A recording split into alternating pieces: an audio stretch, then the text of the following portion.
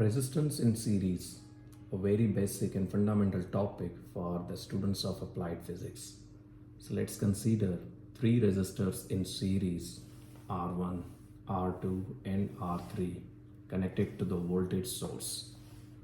So when the voltage is on, the current will flow through these resistors end to end connected to each other.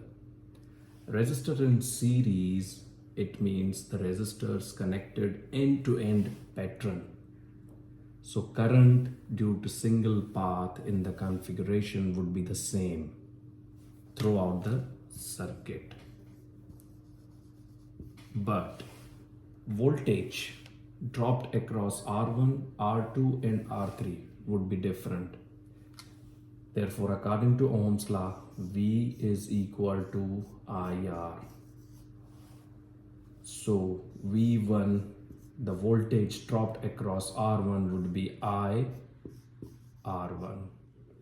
V2 would be I R2. V3 would be I R3.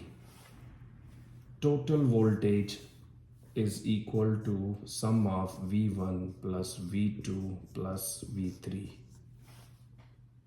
So V is equal to putting V1 IR1, V2 IR2 and V3 IR3 respectively, we will get I common R1 plus R2 plus R3.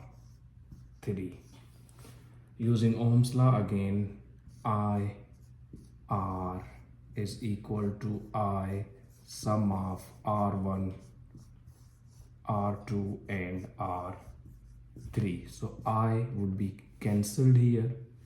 Cumulative resistance would be sum of